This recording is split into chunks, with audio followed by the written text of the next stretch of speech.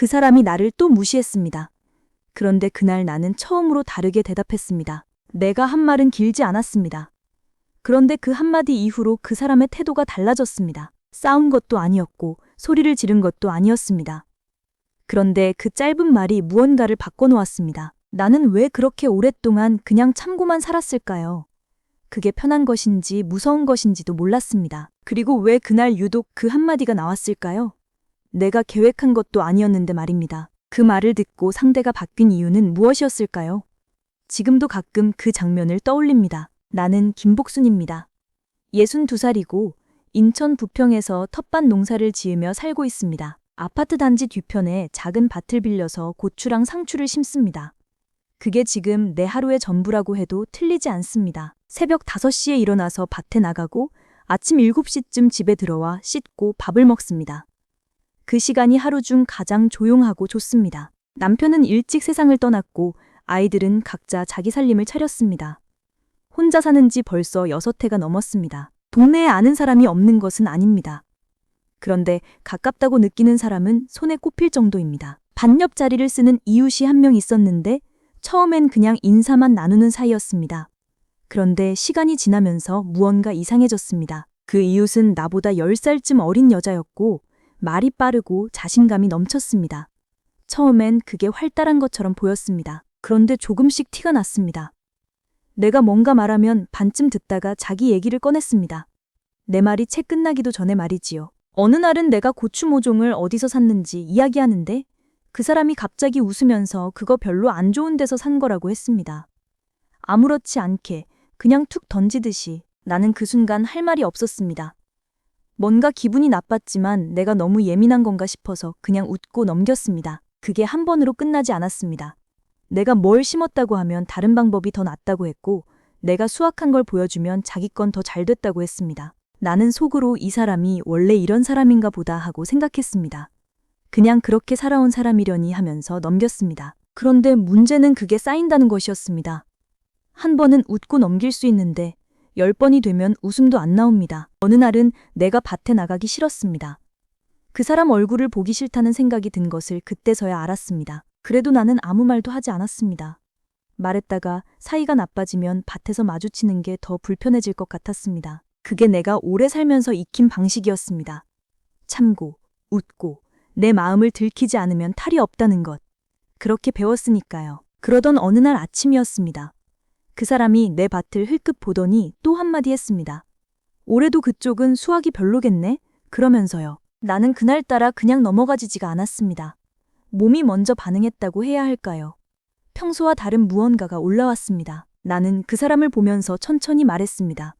내 밭이 별로면 신경 안 쓰셔도 됩니다. 라고 웃지 않고 소리도 높이지 않고 그냥 똑바로 말했습니다. 그 사람이 멈칫했습니다.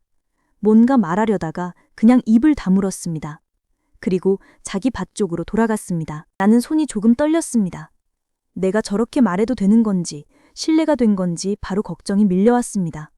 그런데 이상하게 기분이 나쁘지 않았습니다. 그 다음날 그 사람이 밭에 나왔는데 나한테 먼저 인사를 했습니다. 예전과 달리 조심하는 기색이 역력했습니다. 그 뒤로 그 사람은 내 밭을 훑어보면서 한마디 하는 버릇이 사라졌습니다. 내가 말할 때 끊지도 않았습니다. 그 변화가 신기하기도 하고 낯설기도 했습니다. 그 한마디가 내가 의도한 전략 같은 게 아니었습니다. 그냥 그날은 더 이상 웃으면서 넘길 수가 없었던 것뿐이었습니다. 지금 돌아보면 나는 그동안 그 사람에게 내가 어떤 사람인지를 보여준 적이 없었습니다. 웃고 넘기는 것만 반복했으니 그 사람 눈에는 내가 뭘 해도 괜찮은 사람으로 보였겠지요. 여러분도 그런 순간이 있으셨을 겁니다. 말하지 못하고 웃고 돌아서면서 집에 와서 혼자 속이 쓰린 밤이요. 그런데 그 무렵 나와 비슷한 처지였던 사람이 있었습니다. 같은 주민센터 프로그램에서 만난 박정래라는 분이었습니다. 나보다 2살 많은 64살이었습니다. 그분도 동네에서 텃밭을 가꾸고 있었고 자주 다니는 복지관에서 비슷한 상황을 겪고 있었다고 했습니다. 복지관 봉사 담당자가 그분을 늘 아무렇게나 대했다는 것이었습니다. 회의 자리에서 그분이 의견을 내면 담당자는 듣는 둥 마는 둥 했고 나중에 다른 사람이 같은 말을 하면 그건 좋은 생각이라며 받아 적었다고 했습니다. 처음엔 그분도 그냥 참았다고 했습니다. 나이도 있고 괜히 찍히면 복지관 나오기 불편해질까봐 입을 다물었다고 하더군요. 그런데 어느 날 회의가 끝나고 담당자가 그분한테 다음에는 의견 있으면 미리 써서 내라고 했다는 겁니다. 다른 사람한테는 그런 말을 하지 않으면서요. 그분은 그 순간 가만히 담당자를 보면서 말했다고 했습니다. 저는 오늘 말씀드린 거고 들으셨을 텐데요. 라고. 조용하게, 그렇지만 분명하게 담당자가 잠시 말을 잇지 못했다고 합니다. 그리고 네 알겠습니다 하고 그냥 넘어갔다고 했습니다.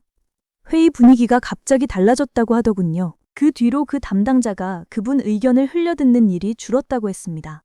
대놓고 친절해진 건 아닌데 무시하는 기색이 없어졌다는 거였습니다. 그분이 나한테 말했습니다. 따지려고 한 게 아니었다고요. 그냥 내가 무슨 말을 했는지를 상대가 알도록 확인해 준 것뿐이었다고 했습니다. 그 말을 듣고 나는 잠시 멈췄습니다. 그분이 한 것은 싸움이 아니었습니다. 자기가 거기 있다는 것, 자기 말이 들려야 한다는 것을 그냥 알린 것이었습니다. 지금 돌아보면 나는 그동안 한 가지를 반복하고 있었습니다. 내가 불편하다는 것을 상대가 모르게 숨기는 것이었습니다. 그게 예의라고 생각했습니다. 상대를 불편하게 만들지 않는 것, 분위기를 흐트러뜨리지 않는 것이 어른스러운 거라고 배웠으니까요. 그런데 내가 계속 웃고 넘기면 상대는 그게 괜찮다는 신호로 받아들입니다. 내가 불편하다는 걸 전혀 알 수가 없으니까요. 그러니까 문제는 그 사람이 나쁜 사람이냐 아니냐가 아니었습니다. 내가 어떤 사람인지를 상대에게 한 번도 보여주지 않은 것이 문제였습니다. 그날 내가 한 한마디는 싸움이 아니었습니다.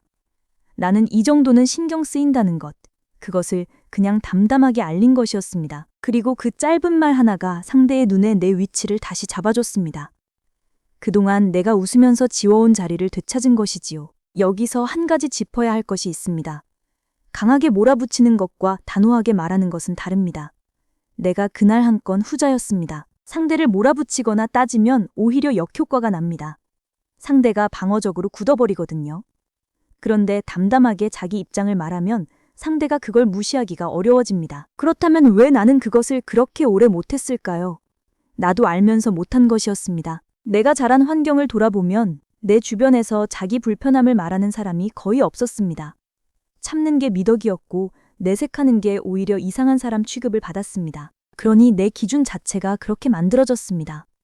불편해도 말하지 않는 게 당연한 것이었고 그게 잘못된 것이라는 생각 자체를 못했습니다. 비교할 기준이 없으면 자기가 어디에 있는지를 모릅니다. 그냥 다들 이렇게 사는 줄로만 알았습니다. 박정래 씨 이야기를 듣기 전까지는 말이지요. 그분이 나한테 비교 기준이 생긴 순간이었습니다. 이렇게 말해도 되는구나 싶었습니다. 이 대목에서 마음이 걸리셨다면 아마 비슷한 환경에서 오셨을 겁니다. 말하지 않는 게 예의인 집안, 참는 게 어른인 동네에서요. 그건 내 잘못이 아니었습니다. 그렇게 살아오게 만든 환경이 있었던 것이고 나는 그 환경 안에서 살아남은 것뿐이었습니다. 그러면 지금 당장 뭘 해볼 수 있을까요?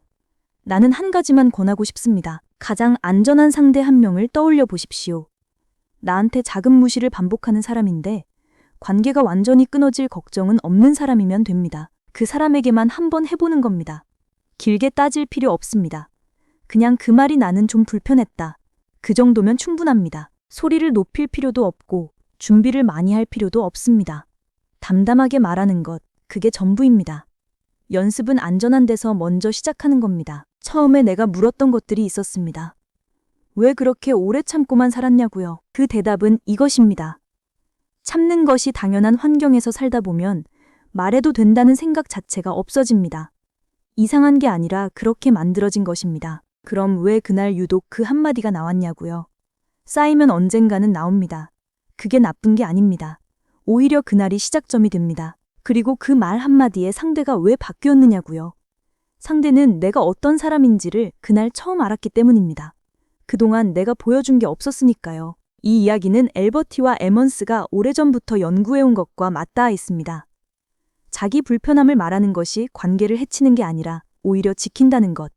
그것이 그 연구가 반복해서 확인한 사실이었습니다. 이 이야기 중 어느 대목이 내 얘기 같았는지 댓글에 적어주세요. 여러분의 이야기가 저한테는 제일 듣고 싶은 이야기입니다. 좋아요와 구독은 이런 영상을 계속 만들 수 있는 힘이 됩니다.